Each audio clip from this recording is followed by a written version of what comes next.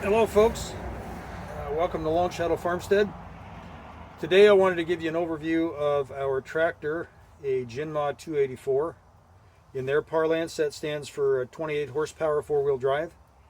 I go over it and show you around the tractor a little bit, show you some of the changes I've had to make to it, some of the good things and bad things about it.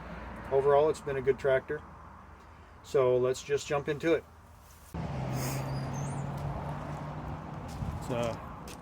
Utilizes a standard 3-point hitch. The hitch on the back here, the trailer hitch that I put on, the 3-point, I built out of a repurposed hitch from a pickup.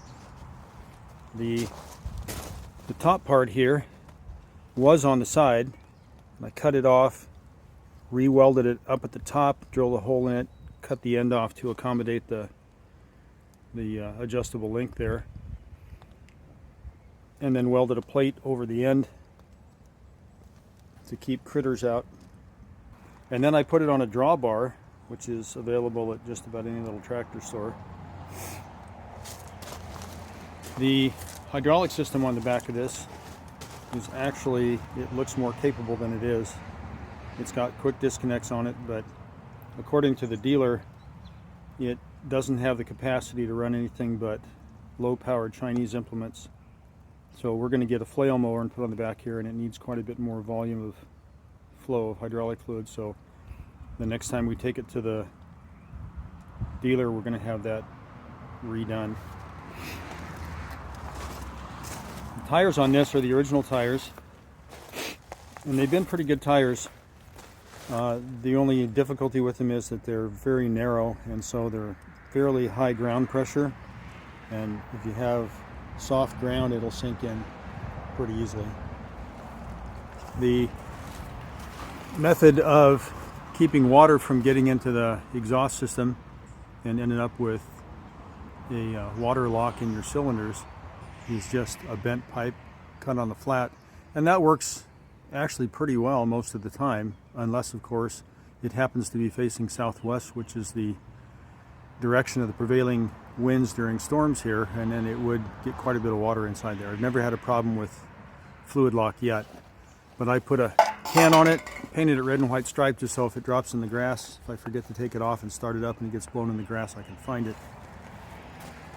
The front end loader has a quick connect on it, and you pull that pin right there, and the loader comes off pretty easily. I added a cup holder and a console that you'd put on the hump in your car, and then attach them with bungees, because it's just really handy to have something to carry around tools. There is a toolbox on the other side. You can kind of see it over there behind the seat, but it's very small, and it's full of stuff anyway. Now, a couple things that I've done actually to make this much more utilitarian. I took an ammo box from a military surplus store, bolted it to the back of the bucket, and of course I checked it first to make sure in the full range of motion of the bucket it wasn't going to hit anything on the tractor, and I use that as a chain locker, and that is really probably one of the most handy things I've ever done, because I use chains all the time with this tractor to pull stuff, and to be able to hook the chain on, I have this bar, this 2-inch by 3/8 inch bar on the top, and I welded some chain hooks to it, and it's really handy to have hooks at the side and a hook in the middle so you can direct the direction that you pull. This bracket is for an adjustable link. I have a forklift attachment that clamps onto the front edge of the loader, and then an adjustable link goes on there to hold the top, and that's come in quite handy too. It's light duty, but if I need to lift a light pallet, it works very well.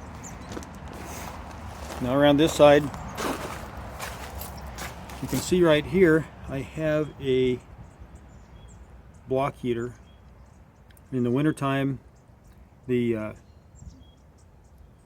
bus that powers the glow plugs on this has a short or something in it. I haven't had time to find it. And it blows a 30 amp fuse every time I try to use the glow plugs. So I put this on, and after about 20 minutes of heating, even on really cold days, it'll start right up. And then the other plug that's going into that power strip there powers this maintenance battery charger, because the alternator is also out on this. And I had the battery charger, in about 10 minutes I could put it on one day, whereas pulling the alternator and taking it down and getting it fixed puts the tractor out of commission, and it would take several days to get it fixed. So there's a saying on the farm, there's nothing more permanent than something temporary, and it's true. Now, one thing about this tractor is that some of the various functions over time have gotten to the point that they kick out, and that's the four-wheel drive lever. And if I want it in four-wheel drive, I move it forward, and then every once in a while it would bounce out if I would just nudge it with my leg. So I put this bungee on it to hold it in place, and most of the time here on the farm it's in four-wheel drive. There's really no time that I put it in two-wheel drive for very long, except maybe if I was transporting it on the road. You don't want to run it on pavement with four-wheel drive in. A number of other features. Well, let me take you around the back and show you.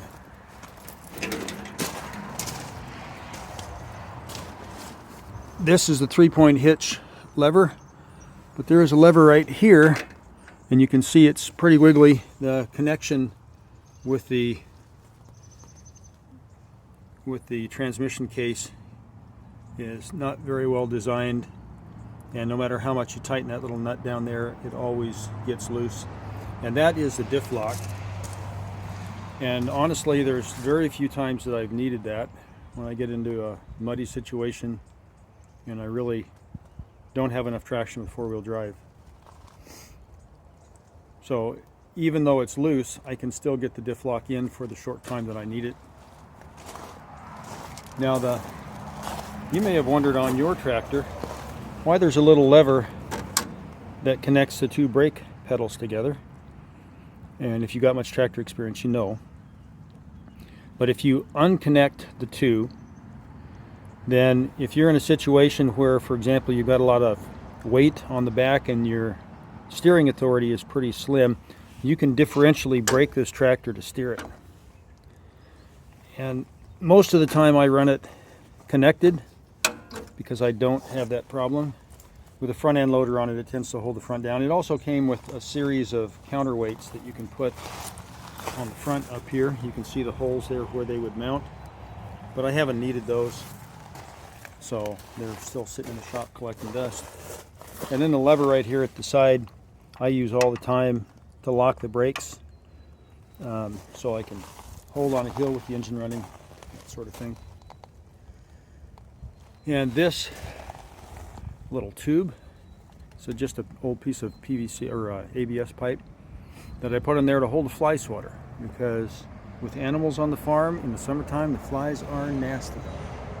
Now, this rat's nest of wire up here at one time went to a stereo that I had up there, and I would connect it to my Bluetooth, and when I was out working I could turn on the radio and it will live again. I just don't have time right now. Just like these lights, well, there's a light over here, the one on this side fell off, but the light that came with it, this one, is an incandescent light, and it's very weak, and it's better than nothing at night. But these LED lights, boy, they light it up just awesome. And again, when they get the shop built, they're going to go back on there. Now, this little mirror that I put on the side here, because I'm older, it's getting more difficult for me to turn my head to the side. Now, I can't turn my head for long before I get a stiff neck.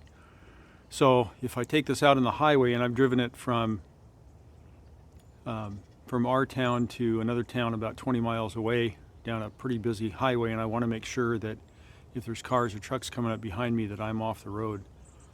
So the flashers, the emergency flashers, still work, and that mirror allows me to look behind without twisting around and looking behind me every few minutes. That I've had to replace on it When this tractor came stock, there was a Chinese proportioner valve on the front end loader, and it was digital. It was full up or full down, and there was very little in between. It was very, very difficult to lower the bucket slowly, and I ended up dropping a slate top pool table that I was lifting out of the back of a pickup. I dropped it about 2 feet on the ground, and fortunately didn't break the slate, but it could have. And then what made me switch was I was out pounding in fence posts with the bucket one day, and I tried to lower it gently when my son was positioning a fence post, and I dropped the bucket on his shoulder, and it made him sore for a while. It could have hurt him pretty bad, and I just decided at that point, for safety's sake, I'd switch out. Now this is an aftermarket proportioner valve that you can find pretty easily on the internet, and it works awesome. It allows me to fine control the bucket, but it still goes full up, full down if I need it to. And it also has a float feature, so if I put this all the way forward, it locks and it allows the bucket to float on the ground under its own weight without hydraulic pressure pushing it down. And that works pretty well for things like spreading gravel and dirt and other things where you want just the weight of the bucket. The instrument cluster on this thing is junk. It dies every year, so every summer or fall I take this tractor down to the dealer, and the closest dealer is near Klamath Falls in southern Oregon, and it's a many-hour drive to get down there.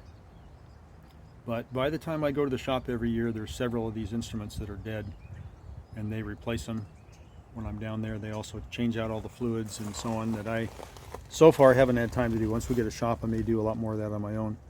The switches also, first of all, switches on this are a different convention than Western switches. Western switches you flip up to turn on. These switches you flip up to turn off. And most of them still work. I'm a real fan of switches made by a company called Hapsuza, and they make these push buttons. Now these push buttons are made for video games, so they're made to be abused by kids for millions of cycles, and a lot of times they have a light in them. You can get LED lights to fit in them. They use a standard off-the-shelf micro switch, which is really cheap. I think these things are under 10 bucks a piece, so they're dirt cheap. And then you can see it says horn on there.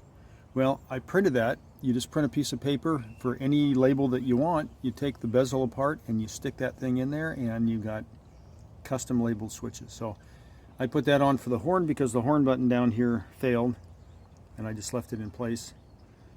It's really handy to have a horn when this thing is running. You can't hear much, and if grandkids get behind you or you want to get someone's attention, it's really handy to be able to toot that thing rather than try and scream.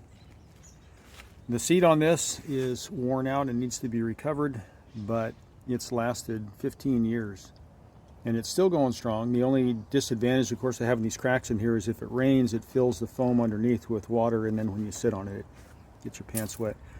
I took the seat belt off, which attached right here, because it was constantly getting caught on stuff, and the buckle on it broke. It wasn't very effective. You could latch it, but you couldn't unlatch it, and that's a bad thing. I didn't want to get stuck on my tractor. It's a good thing to have a safety belt, because if you ever roll over a tractor, that's the only thing that's going to keep you in your seat and maybe save your life. So it will get a new one someday too. And then I keep 2 rags on it. I keep one up under the seat, and the heat from the transmission and so on dries it out, and I use it to wipe the water off the seat. And then one below, that's my oil rag. I use it to mop up the diesel when I fill it with diesel, and then to check the crankcase oil. Other than that, the ergonomics on this tractor are less than ideal. Something you can get used to, but when you get on it, it takes what I call the Jinma 2-step.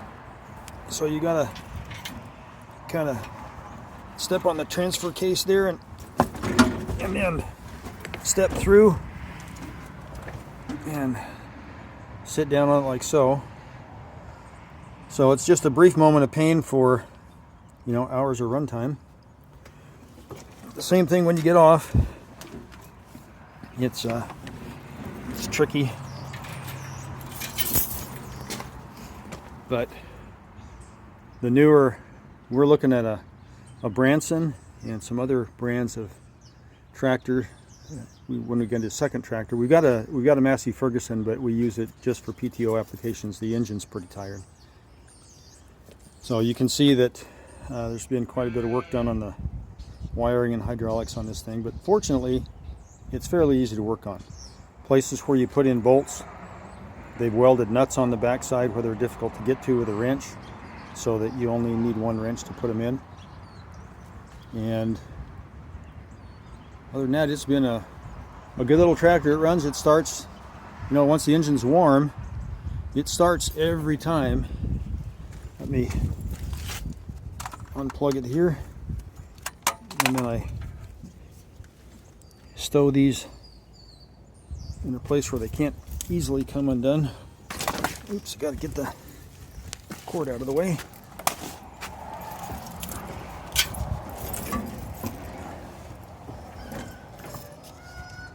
Grab my can.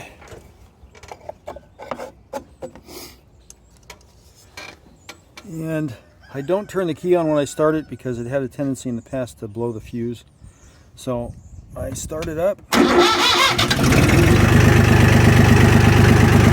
And then I turn on the key so that I've got gauges. I've had to replace the starter switch with a remote starter because, again, the switches fail pretty often on this thing. But birds like the kit, and it has for 15 years, so we're going to keep it.